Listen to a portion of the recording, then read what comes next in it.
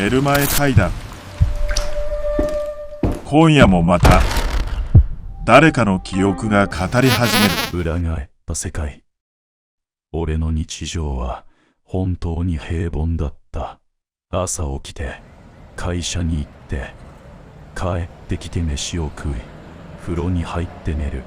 特に面白いこともないけれど不満もない、そんな日々を送っていた。まるで正確にプログラミングされたかのように俺の毎日にはイレギュラーがなかった。最初にそのズレに気づいたのはある日の朝だ。いつものように目覚ましで目を覚ました俺は枕元のスマートフォンを手に取った。時間を確認すると午前7時15分と表示されている。いつもと変わらない太陽の光がカーテンの隙間から差し込み部屋を照らしていた。だが画面を見た瞬間、なぜか奇妙な感覚に襲われた。何が違うのか具体的には説明できない。ただ普段見慣れているはずの数字や文字の並びがどこかわずかに歪んで見えるような、あるいは奥行きが反転しているような、そんな感覚だ。まるで印刷された紙を裏側から見ているような妙な違和感。すぐに目をこすった。寝ぼけているだけだろうともう一度見ても特に変わった様子はないけれど、あの瞬間に感じたズレのようなものは確かに心に残った。その日の朝食のトーストはいつもより少し焦げ臭い気がしたし、コーヒーの苦みもやけに舌に残った。些細なことだ。全ては気のせい。そう自分に言い聞かせた。会社に行っても普段通りに仕事はできた。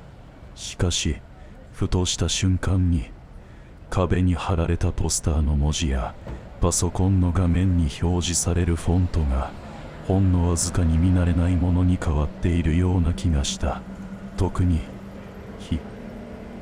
いや口のような四角い文字の内側がわずかに膨らんでいるような、あるいはへこんでいるような奇妙な視覚効果を伴うことがあった。それは錯覚だ、疲れているんだと何度も瞬きをした。その違和感は日を追うごとに着実に増していった。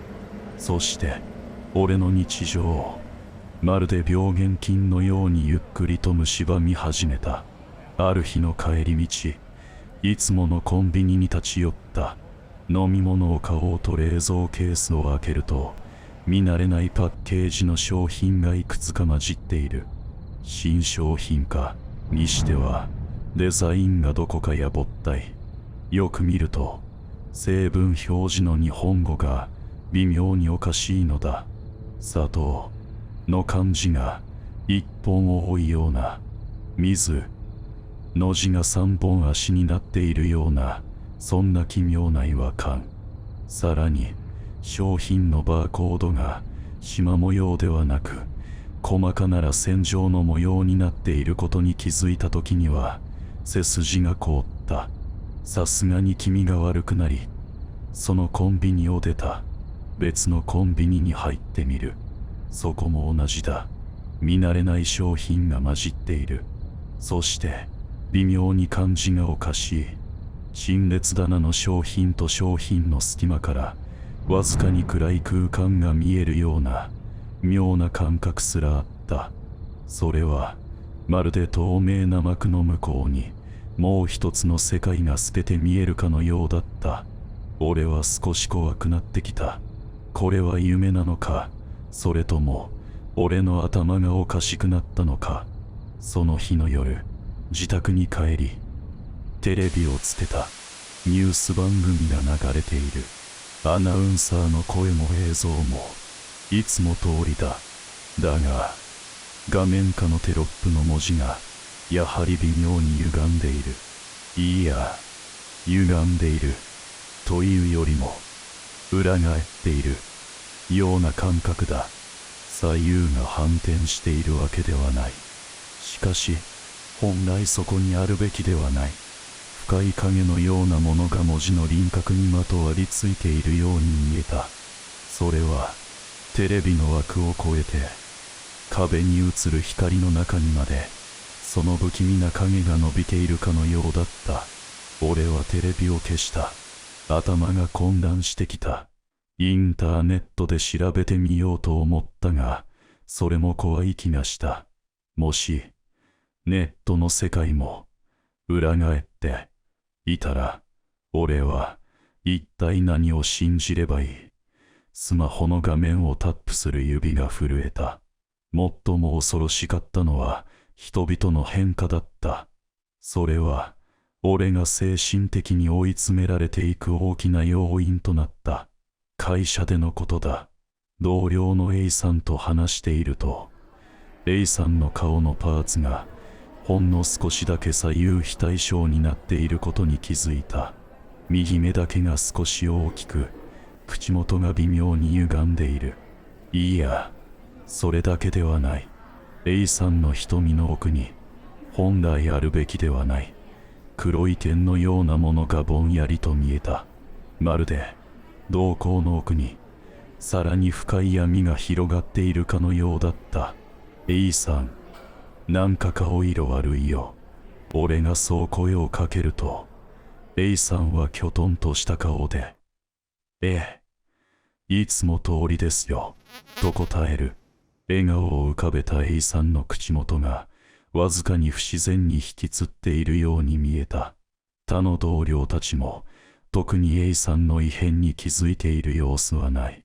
彼らは、俺が A さんの顔から目を離した隙に、一瞬にして表情が抜け落ちたような無機質な顔になった気がした。そして、俺が視線を戻すと、何事もなかったかのように元の表情に戻っていた。俺だけが、A さんの顔の歪み、人々のわずかな変質に気づいている。それからだ。街を歩く人々、すれ違う人々の顔がどこかおかしいことに気づき始めたのは全員ではない。しかし、かなりの数の人々の顔に俺が感じたズレ、いや、歪みが見られた。彼らの皮膚はわずかに光を反射しないような乾いた質感に見え、瞳の奥にはやはりあの奇妙な黒い点が見え隠れした。彼らはまるで何も気づいていないかのようにいつも通りの日常を送っている。俺だけがこの奇妙な世界に取り残されているような感覚だった。彼らが俺を見ているとき、その目はまるで俺の存在を透かし見ているかのように、何もない空間を見つめているように感じられた。俺は鏡を見るのが怖くなった。もし、俺の顔も裏返っていたら、いや、すでに裏返っているからこそ、この異変に気づけるのか。鏡の中の自分の瞳を覗き込むと、その奥に不穏な影が揺らめいているような気がして、思わず目をそらした。違和感は視覚だけに止まらなかった。五感すべてが少しずつ変質していくのを肌で感じ始めた。ある日、目覚まし時計の音が妙に高く聞こえた。そして、その音が耳の奥で反響するような奇妙な残響があった。いつも聞き慣れているはずの心地よいはずの電子音が、まるで遠くから聞こえる鉄板を爪でひっかくような不快なノイズに変わったかのようだった。電気をつけようとスイッチを押すと、蛍光灯の光がほんのわずかに紫がかって見えた。そして、その光がちらつくたびに、部屋の壁の模様が不規則にうごめいているように見えた。壁紙の模様がまるで生きているかのように呼吸している。そして壁の表面に触れると、本来のざらつきではなく、ねっとりとしたかすかな湿り気を感じた。すぐに手を引っ込めたが、指先にはその奇妙な感触が残った。部屋の窓から外を眺める街の景色はいつも通りだ。しかし、ビルの輪郭がわずかに揺らいでいるように見える。空の色もどこか濁っている気がした。昼間の空にもかかわらず、深海の底のような不透明な青に見えることがあった。遠くから聞こえる車の走行音も、どこか水中にいるかのようにくぐもって聞こえたり、突然耳元で破裂するような音に変わったりした。まるで世界全体が半透明の幕越しに見えているかのようだ。その幕には無数の小さな歪みが含まれていて、それが俺の視界や聴覚、触覚を侵食している。俺は自分の正気を疑い始めた。医者に行くべきか。だが、もし医者も裏返っていたら、俺の症状を理解してくれるだろうか。孤独感が俺を襲った。この異変に気づいているのは世界で俺一人だけだ。誰にもこの恐怖を共有できない。このまま狂ってしまうのではないかという切実な恐れが常に俺の心を締め付けた。決定的な出来事は会社からの帰り道に起こった。いつもの横断歩道を渡っていた時、ふと地面に目をやった。アスファルトのひび割れが奇妙なパターンを描いていることに気づいたのだ。それは単なるひび割れではなかった。何かの文字のようにも見えたし、不気味な記号のようにも見えた。そのひび割れの隙間からかすかに、しかし確かに黒い液体のようなものがにじみ出ているように見えた。その瞬間、アスファルトの表面がまるで水面のように大きく揺らぎ始めた。中心から波紋が広がるように地面全体が呼吸しているかのようだ。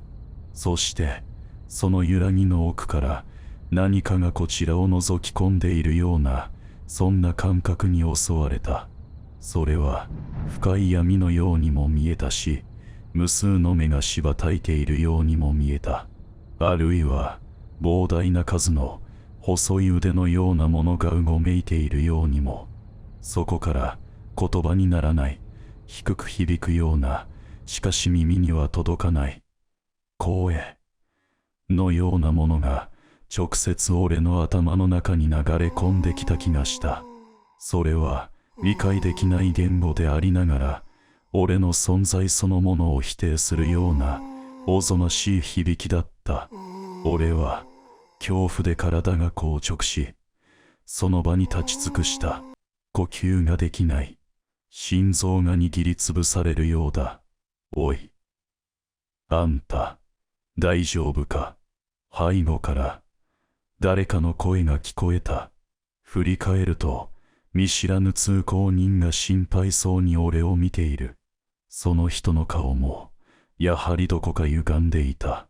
その瞳の奥の黒い点は、以前より明らかに大きくなっているように見えた。その口元は、微笑んでいるのに、まるで上下が反転しているかのように、不自然に引きつっていた。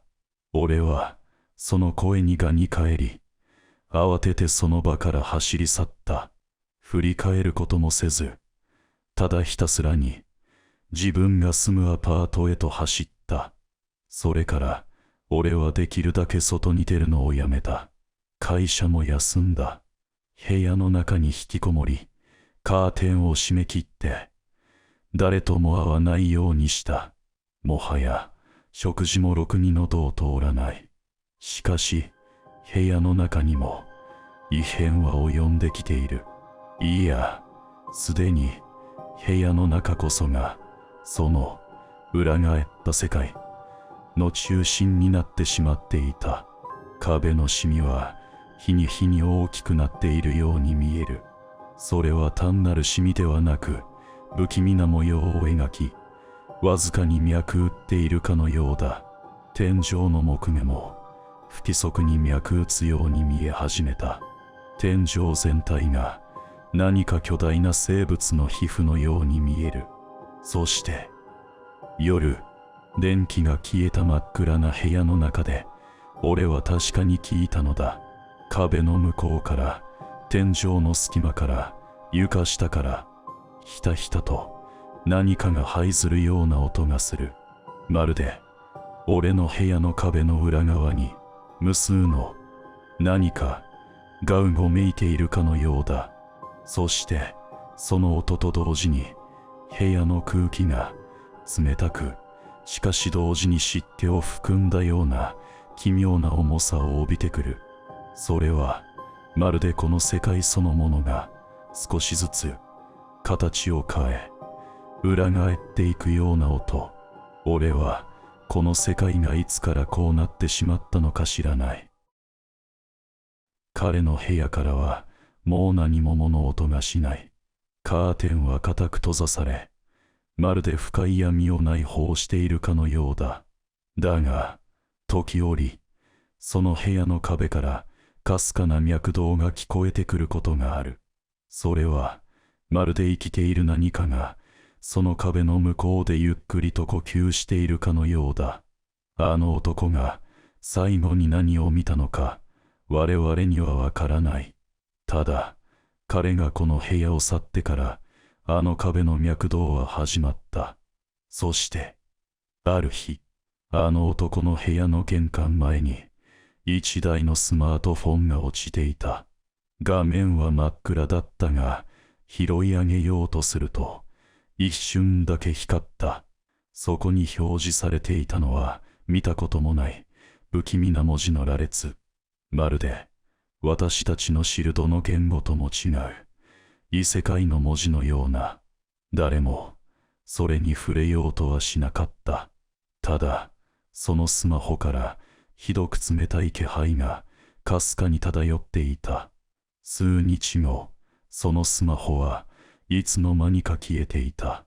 まるで最初からそこに存在しなかったかのように。だがそれ以来、夜になるとあの男の部屋の窓の向こうから本来はありえない色の光がチカチカとまるで招くかのように漏れているのが時折見えるようになった。そしてその光がちらつくたび、私たちの部屋の壁からもかすかな脈動が聞こえてくるような気がするのだ。見知らぬ町のバス停。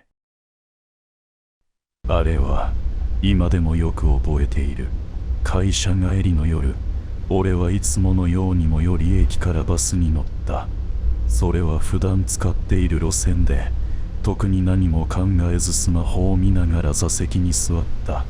一番後ろの左側、そこは誰にも邪魔されずにぼーっとできる俺の定位置だった。数分後、ふと気が緩んだのか、まぶたが重くなった。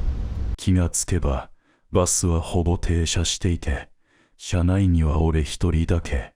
あれ、寝てたのか。慌てて立ち上がろうとした瞬間、スピーカーから合成音のアナウンスが流れた。まもなく終点です。お忘れ物のないように。終点。こんなに早く。おかしい。こんな場所で降りたことなんて一度もない。辺りを見回すと、車内は無人。運転手すらいない。それでも、バスはゆっくりとドアを開いた。誘われるように俺は降りた。好奇心よりも、ここに取り残されることの方が怖かった。外に出ると、そこは見たこともない街だった。一見すると、普通の住宅街に見える。でも、どの家の窓にも明かりがついていない。人の気配がしない。音が全くしない。街灯はあるが、光が妙にくすんでいる。古びた黄色い蛍光灯のように、じじと時折うなる音がした。道路の脇に見慣れない標識が立っていた。七坂町、聞いたこともない地名だ。そんな町、この路線のどこにもなかったはずだ。スマホを取り出して現在地を確認しようとするが、圏外。Wi-Fi も飛んでいない。地図アプリを開こうとすると、画面がブラックアウトした。背筋が冷たくなる。周囲の建物もどこか変だ。作り自体は現代風なのに、窓枠や看板のフォントが妙に古い。昭和と令和が混ざったような違和感の塊。歩き出すと道の両側に並んだ自販機が目に入った。近寄って確認すると、売られている缶はすべて真っ白。ラベルには赤い文字でただ飲み物とだけ書かれている。全部同じ。値段も書かれていない。試しにボタンを押してみたが反応はなかった。鳥肌が立った。これは現実じゃない。いいや、現実に似せた何かだ。引き返そうとしても来た道がわからない。曲がり角をいくつか通り過ぎたはずなのに、道がループしている感覚がする。同じ角を何度も曲がっている気がするのに、建物の並びが少しずつずれている。背後から足音がした。ゆっくりと、かすかに。でも確かに、俺の後ろを誰かが歩いている。振り返る。誰もいない。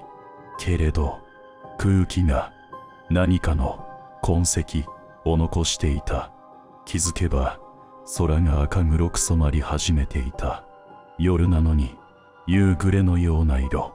不気味に濁った空に、雲が一つもない。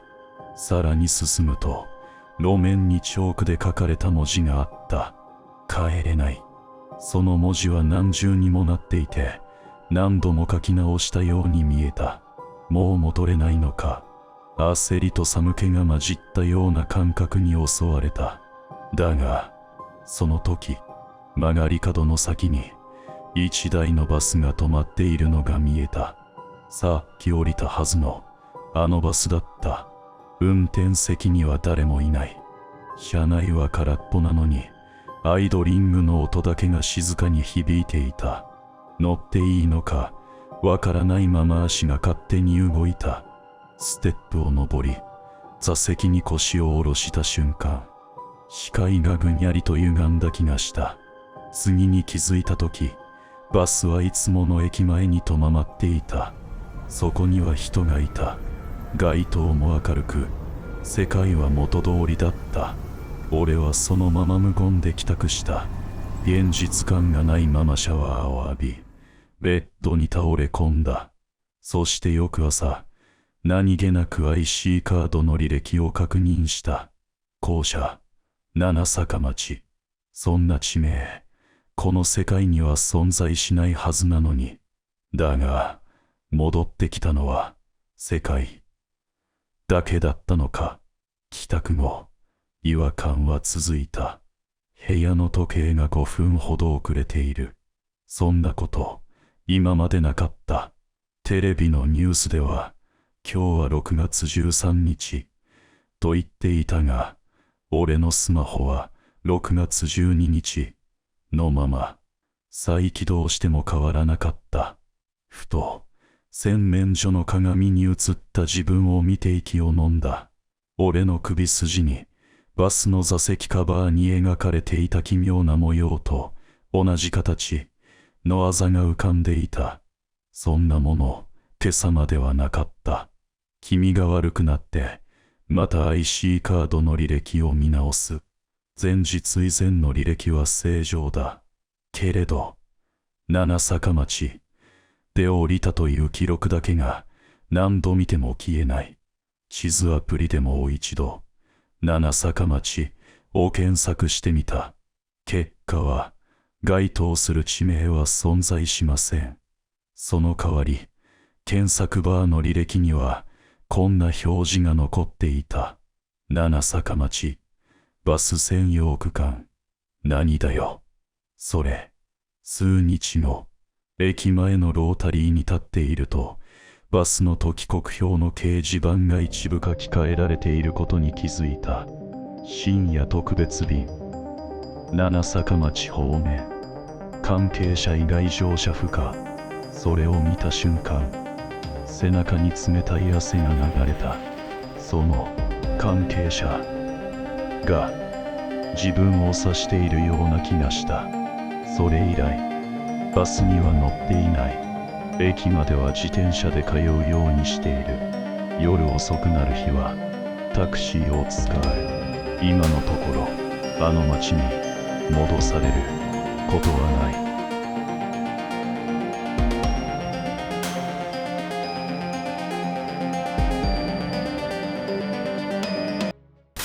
ご視聴ありがとうございました。チャンネル登録であなたにも奇妙な夜が訪れます。